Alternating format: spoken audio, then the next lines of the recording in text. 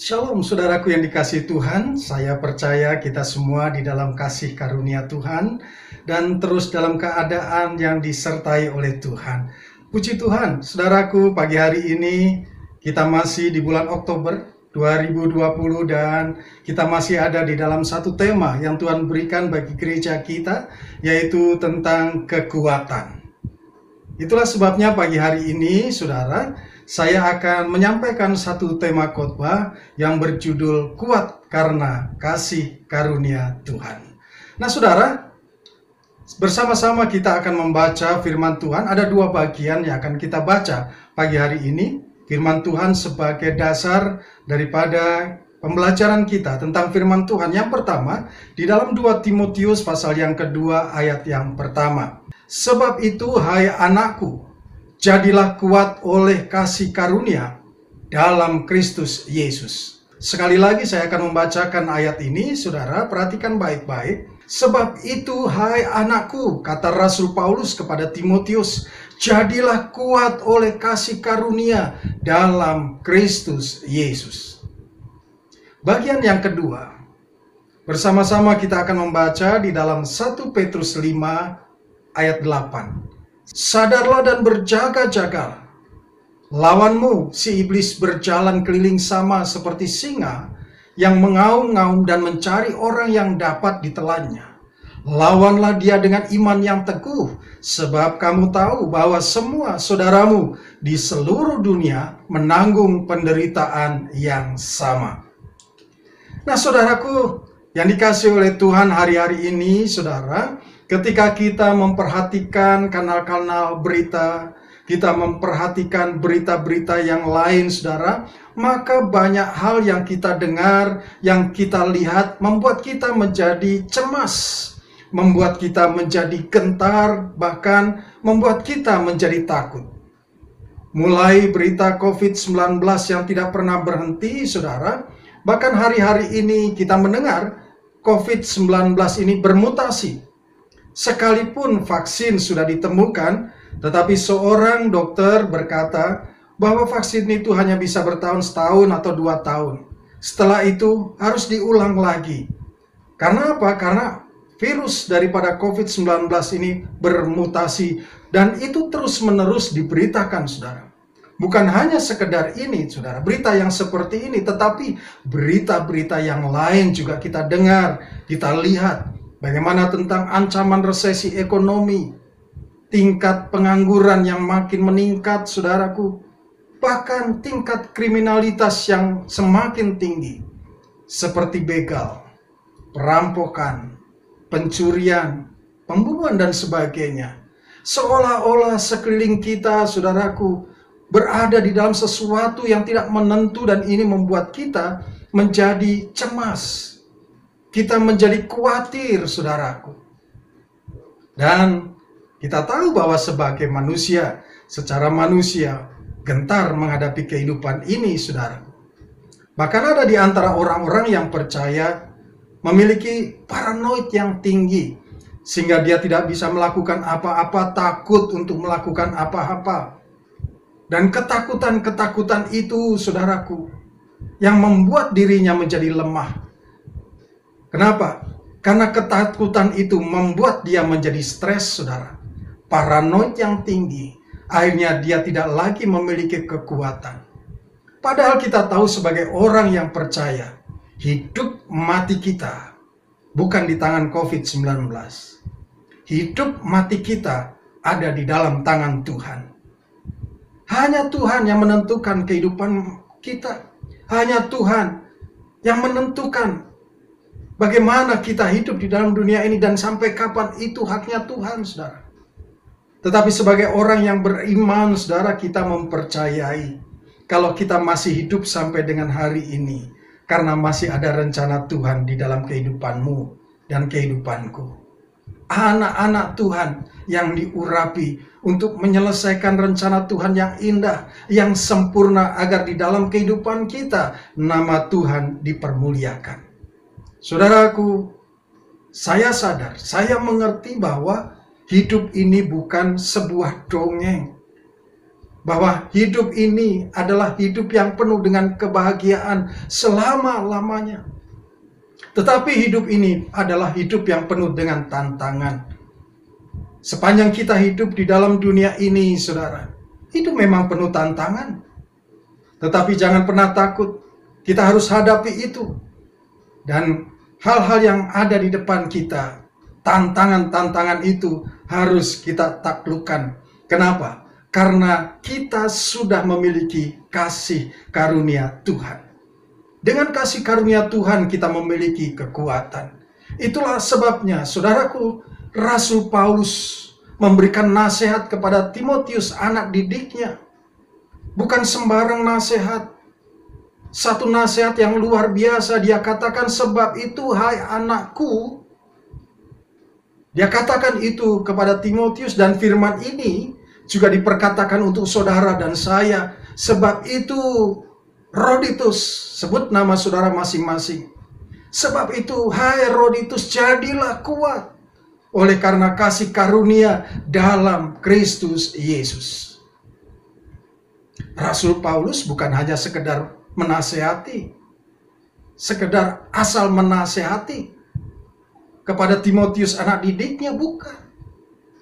Rasul Paulus memberikan nasihat berdasarkan sebuah pengalaman kehidupan yang sudah dialami oleh Rasul Paulus. Banyak hal, tantangan-tantangan yang dihadapi oleh Rasul Paulus. Tetapi Rasul Paulus menghadapi semua tantangan itu dengan kekuatan daripada Tuhan. Karena apa? Dia menyadari Rasul Paulus sudah memiliki kasih karunia. Dan itu tidak membuat Rasul Paulus menjadi lemah, tetapi semakin kuat, dan semakin kuat. Oleh sebab itu firman Tuhan ini juga berlaku untuk saya dan juga untuk saudara. Sebab itu hai Roditus, jadilah kuat oleh kasih karunia di dalam Kristus Yesus. Yang percaya katakan amin.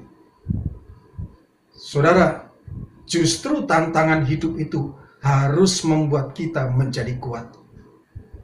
Bukan karena kemampuan kita, bukan karena kuat gagah kita, tetapi karena ada kasih karunia yang Tuhan Yesus sudah berikan untuk saudara dan saya.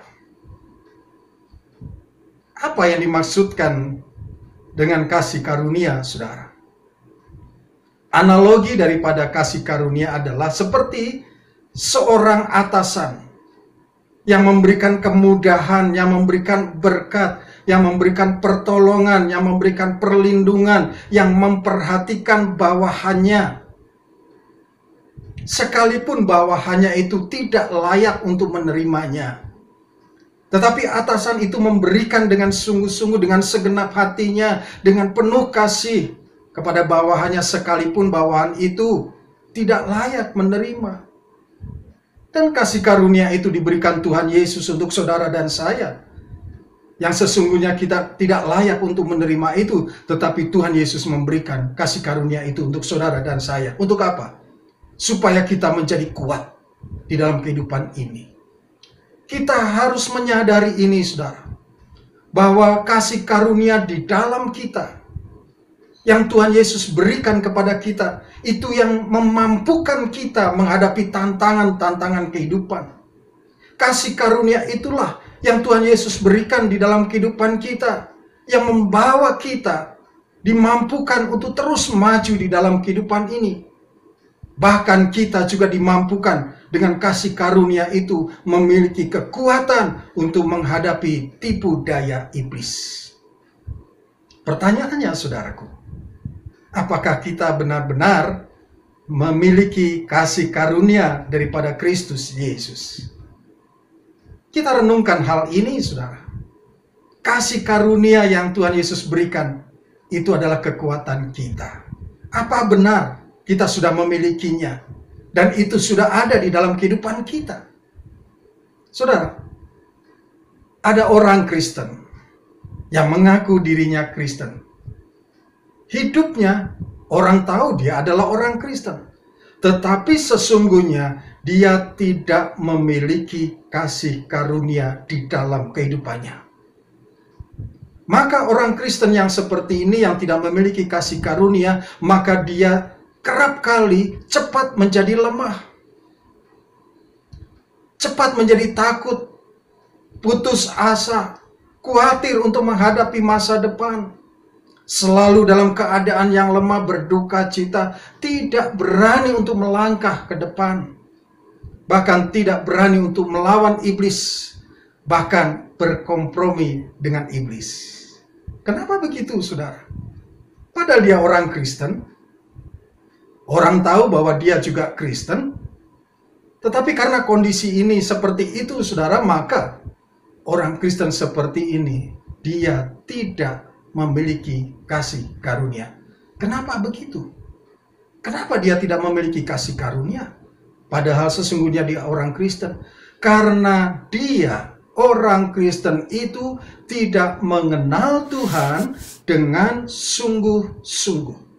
Sekali lagi saya mau katakan, karena mereka tidak mengenal Tuhan dengan sungguh-sungguh, maka dia cepat menjadi lemah, cepat menjadi putus asa, cepat khawatir, tidak berani menghadapi tantangan, bahkan tidak berani menghadapi godaan-godaan iblis. 1 Yohanes 2 ayat 4 berkata demikian tentang hal ini, saudara. 1 Yohanes 2 ayat 4 berkata, barang siapa berkata, aku mengenal dia, tetapi ia tidak menuruti perintah-perintahnya, ia adalah seorang pendusta, dan di dalamnya tidak ada kebenaran. Perhatikan baik-baik, saudara. Ini satu teguran bagi setiap kita.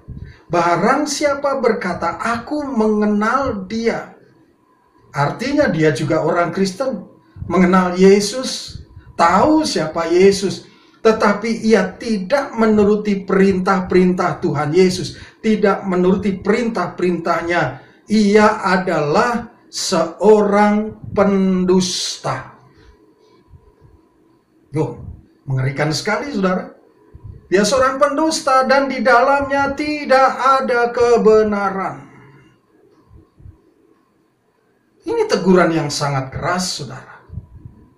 Katanya mengaku mengenal Tuhan, menyebut dirinya percaya kepada Tuhan Yesus, tapi dia sebenarnya tidak mengenal. Dia hanya sekedar tahu orang Kristen model seperti ini tidak mengenal dia. Dia hanya sekedar tahu siapa Yesus. Yesus yang lahir di Bethlehem, disalibkan mati, lalu dikuburkan pada hari yang ketiga dia bangkit. Dia tahu. Lalu setelah dalam kebangkitannya 40 hari menjumpai para murid-muridnya, menyampaikan satu hal tentang damai sejahtera. Dia tahu tentang itu, saudara. Lalu selesai itu, Tuhan Yesus naik ke surga dan memberikan Roh Kudus kepada setiap muridnya. Orang Kristen model begini tahu. Hanya sekedar tahu karena diajar di sekolah minggu. Dia tahu sebagai orang Kristen bagaimana Tuhan Yesus lahir, bagaimana mati, disalibkan, bangkit, dikuburkan. Lalu 40 hari berjumpa dengan muridnya, naik ke surga, mencurahkan Roh Kudus. Dia tahu. Tetapi dia tidak mengenal Tuhan Yesus. Karena apa? Tidak melakukan perintahnya. Saudaraku yang di rumah, ini juga pertanyaan untuk saudara dan saya. Sudahkah kita melakukan perintah-perintahnya? Kalau kita belum melakukan perintah-perintahnya, maka kita adalah seorang pendusta. Itu firman yang katakan. Orang Kristen masih korupsi. Orang Kristen perkataannya masih menyakitkan, masih selingkuh, hidup tidak kudus. Kristen masih ngomongin orang, tidak mau berdamai. Kristen. Maka firman berkata, orang yang seperti ini adalah pendusta dan tidak ada kebenaran di dalam hidupnya. Wow, saudaraku. Kalau seperti ini, hidup seperti ini, apa yang mau diharapkan? Kita tidak akan bisa bersama-sama dengan Tuhan Yesus di dalam kekekalan. Itulah sebabnya harus bertobat. Harus bertobat, saudara. Jangan mengabaikan kasih karunia Kristus. Maka tidak heran kalau orang-orang seperti ini tidak mengenal Kristus dengan sungguh-sungguh, hanya sekedar tahu. Tidak heran hidupnya menjadi bulan-bulanan iblis. Nah, saudaraku yang dikasihi oleh Tuhan, Rasul Petrus katakan kepada kita hari-hari ini, dan perkataan ini keluar dari pribadinya yang sudah mengalami kuasa kasih karunia di dalam kehidupannya. Mari perhatikan di dalam 1 Petrus 5 ayat 8 sampai dengan 9. Sadarlah dan berjaga-jagalah. Lawanmu si iblis berjalan keliling sama seperti singa yang mengaum-ngaum dan mencari orang yang dapat ditelannya. Perhatikan, lawanlah dia dengan iman yang teguh, sebab kamu tahu bahwa semua saudaramu yang di seluruh dunia menanggung penderitaan yang sama. Saudara, Rasul Petrus berkata bahwa di sekeliling kita ada lawan kita yang bernama iblis. Dia berjalan keliling seperti singa yang mengaum dan mencari orang yang dapat ditelannya. Orang yang tidak menyadari bahwa sesungguhnya ada kasih karunia Allah yang Tuhan berikan di dalam kehidupan kita. Kasih karunia Kristus Yesus yang memberikan kekuatan. Dan kasih karunia itu, kekuatan itu yang memampukan kita untuk melawan daripada iblis. Oleh sebab itu Rasul Petrus berkata, lawanlah dia dengan iman yang teguh. Dengan arti kata yang lain, lawanlah dia dengan kasih karunia yang ada padamu. Saudara, iblis adalah seekor singa yang mengaum. Dan Alkitab mengatakan dia mengaum seperti seekor singa yang mencari mangsanya. Artinya dia pura-pura menjadi sesuatu yang sebenarnya tidak begitu.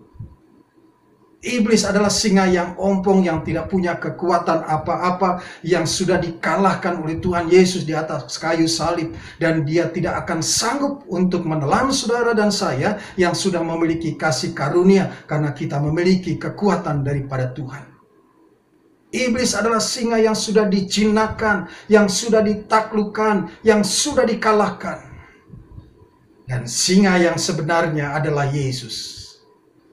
Ayat Alkitab mengatakan dia adalah sebagai singa dari Yehuda. Yesus adalah singa dari Yehuda yang berjaga berkeliling untuk memelihara kita, menjaga kita dari singa-singa yang palsu, yang ompong itu. Wahyu 5 ayat 5 berkata begini, saudara. Jangan engkau menangis. Sesungguhnya singa dari Yehuda, yaitu tunas Daud, telah menang. Singa Yehuda, Tuhan Yesus, telah menang atas iblis, singa-singa ompong itu. Oleh sebab itu, saudaraku, di dalam kehidupan hari-hari ini jangan menangis menghadapi tekanan.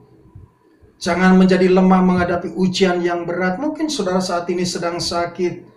Mungkin saat ini saudara sedang dalam tekanan ekonomi. Mungkin saudara dalam pergumulan keluarga, rumah tangga. Jangan menangis menghadapi tekanan itu. Jangan menjadi lemah menghadapi ujian itu. Karena singa Yehuda telah menang dan telah memberikan kasih karunia-Nya kepada saudara dan saya. Dan kasih karunia-Nya itu memberikan kekuatan.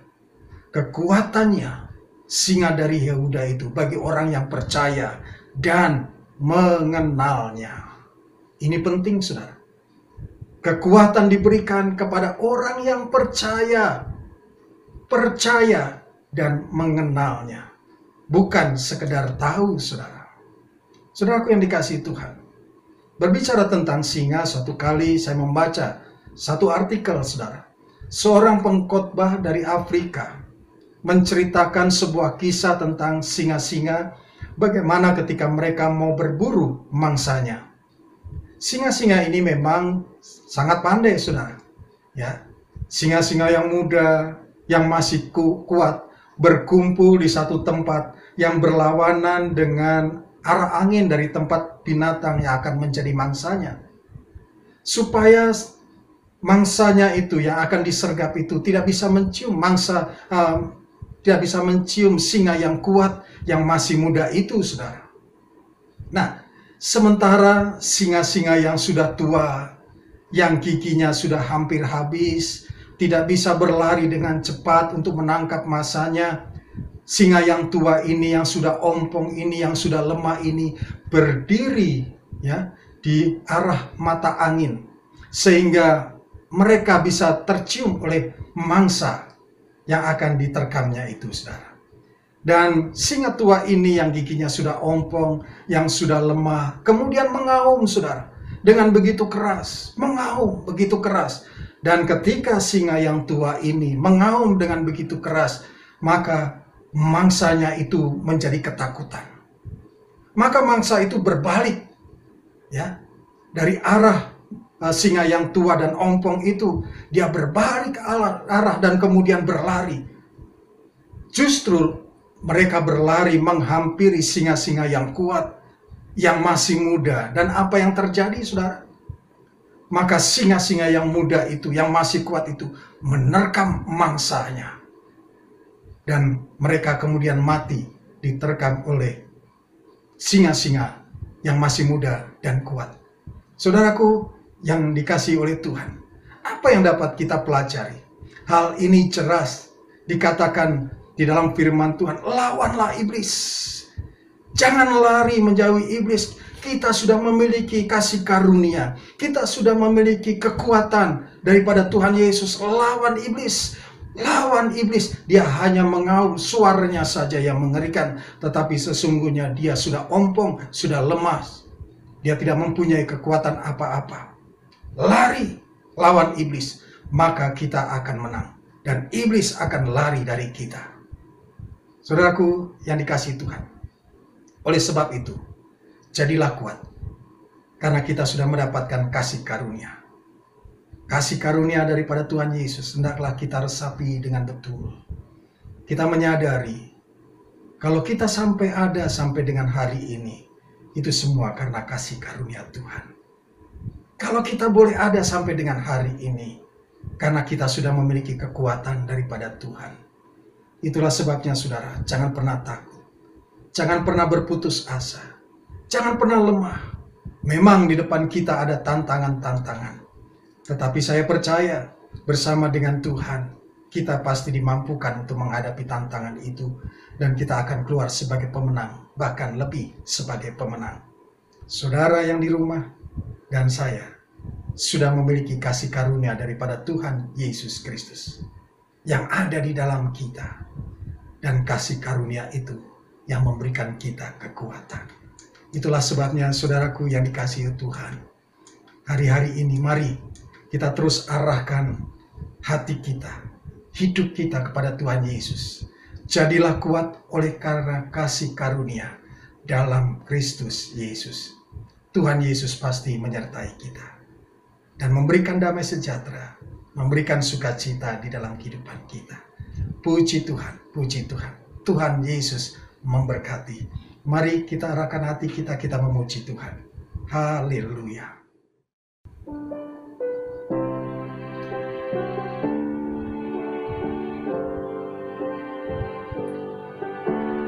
Ku datang ya Bapa dalam kerinduan, memandang keindahan-Mu. Ku berikan segalanya, semuanya yang ada. Ku ingin menyenangkan hati-Mu, oh Tuhan. Jadikan aku indah, yang Kau pandang mulia. Seturut karya-Mu di dalam hidupku, ajarku berharap hanya kepada-Mu, taat dan setia kepada-Mu, Tuhan.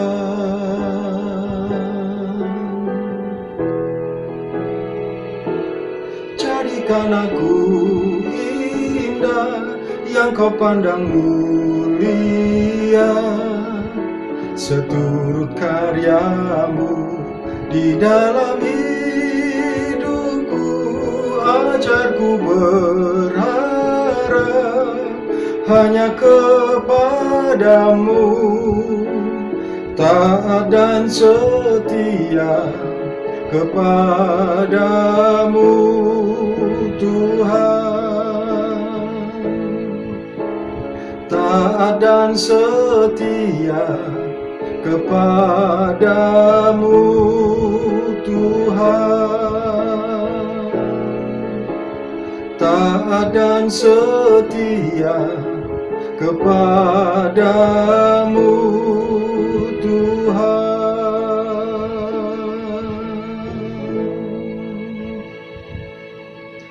Melalui kebenaran firman-Mu saat pagi hari ini ya Tuhan, Engkau sedang mengajar kami bahwa sesungguhnya ketika kami mendapatkan kasih karunia daripada-Mu, kami memiliki kekuatan daripada Tuhan. Itulah sebabnya Tuhan, kami mengaminkan apa yang sudah kami dengar melalui kebenaran firman-Mu, bahwa kami Tuhan terus dimampukan berjalan di dalam kehidupan kami hari-hari ini. Bersama-sama dengan kasih karunia-Mu, kami boleh menjadi kuat untuk menghadapi segala sesuatunya. Dan kami percaya dengan kekuatan daripada-Mu Tuhan, kami boleh menyelesaikan rencana-Mu yang indah dan sempurna di dalam kehidupan kami, agar kiranya nama Tuhan yang dipermuliakan. Saat pagi hari ini Tuhan, hamba-Mu berdoa untuk setiap umat-umat Tuhan yang ada di rumah maupun dimanapun berada. Kami percaya kasih karunia itu Tuhan terus Engkau limpahkan kepada setiap anak-anak-Mu Tuhan. Di dalam perjalanan kehidupan hari-hari ini mereka semakin dikuatkan, diteguhkan, dan kami percaya Tuhan, bersama-sama dengan Tuhan pasti kami keluar sebagai pemenang, bahkan lebih sebagai pemenang. Engkau berkati setiap umat-umat Tuhan yang ada di rumah masing-masing. Di dalam keberadaan apapun juga Tuhan terus sertai. Pada saat mereka sakit, kami percaya Tuhan sembuhkan dengan sempurna. Karena kami percaya akan kuasa darah-Mu. Oleh karena bilur-bilur-Mu ya Tuhan, bahwa semua sakit penyakit pasti disembuhkan. Terima kasih Tuhan Yesus, bahkan setiap umat-Mu yang lemah diperkuat. Kami percaya ada kekuatan baru bersama-sama dengan Tuhan. Kami percaya bahkan ketika umat-Mu berputus asa, Engkau memberikan semangat yang baru Tuhan, kekuatan yang baru. Pada saat mereka berduka, Tuhan hiburkan dengan kuasa Roh Kudus-Mu. Terima kasih kalau kami boleh ada sampai dengan hari ini. Semua karena kekuatan daripada Tuhan, semua karena kasih karunia-Mu ya Tuhan. Hamba-Mu berdoa untuk setiap umat-umat Tuhan yang bekerja, yang melakukan usaha mereka. Tuhan berkati. Jadikanlah segala sesuatu yang dikerjakan, dijadikan berhasil. Bahkan kami berdoa untuk setiap keluarga-keluarga. Pulihkan setiap keluarga-keluarga. Dan kami percaya kasih Tuhan terus limpah di dalam setiap keluarga. Suami diberkati, istri diberkati, anak-anak diberkati, seluruh keluarga besar diberkati. Di dalam nama Tuhan Yesus. Terima kasih Tuhan Yesus, terima kasih. Kami juga berdoa untuk anak-anak-Mu Tuhan, yang penuh dengan kerelaan pada saat pagi hari ini akan memberi persembahan bagi rumah Tuhan. Biar kiranya Engkau berkati dengan berlipat kali ganda. Mereka tidak akan pernah kekurangan apapun, karena mereka saat ini menabur dengan sukacita, dengan tulus hati. Dan kami percaya Engkau memberkati dengan berlimpah-limpah. Terima kasih, terpujilah nama-Mu Tuhan Yesus. Dan kami percaya pada hari-hari kami seminggu ke depan, Engkau terus berjalan bersama-sama dengan kami. Kekuatan daripada Tuhan yang memampukan kami untuk menghadapi segala sesuatunya. Terpujilah nama-Mu Tuhan. Pada saat pagi hari ini kami akan mengakhiri ibadah kami. Dan biar kiranya kami mau serahkan roh, jiwa, tubuh kami sepenuhnya ke dalam tangan Tuhan. Biar rencana Tuhan yang indah terjadi atas hidup kami. Nama Tuhan yang dipermuliakan. Terima kasih, penuhkan kami dengan kuasa Roh Kudus-Mu. Di era Pentakosta yang ketiga ini Tuhan, Engkau membuat kami dan menjadikan kami sebagai alat Tuhan. Di dalam akhir zaman ini Tuhan, untuk menuai jiwa-jiwa. Amanat agung biar kiranya kami lakukan Tuhan. Agar bumi penuh kemuliaan Tuhan. Banyak jiwa-jiwa dituai untuk kemuliaan nama-Mu. Terima kasih Tuhan Yesus, terima kasih. Terpujilah nama-Mu Tuhan Yesus. Dan pada saat ini kami membuka hati kami untuk kami boleh menerima berkat daripada Tuhan. Kekasih-kekasih Tuhan, mari kita angkat tangan kita yang kudus di hadapan Tuhan. Tengadahkan wajah kita menikmati kasih-Nya. Dan sebelum terima berkat Tuhan, dengarkanlah janji firman-Nya. Diberkatilah setiap orang yang hatinya melekat dan tertuju kepada Tuhan. Diberkatilah keluar masuk rumahnya. Diberkatilah lumbung-lumbungnya penuh berkelimpahan. Diberkatilah buah kandungannya. Dan apa saja yang dilakukannya menjadi berhasil karena Tuhan Yesus menyertai. Kekasih-kekasih Tuhan, terimalah berkat yang berlimpah-limpah dari Allah Bapa di sorga. Kasih setia dari anaknya yang tunggal, Tuhan kita Yesus Kristus. Kekuatan dan penghiburan dari Allah Roh Kudus menyertai kita.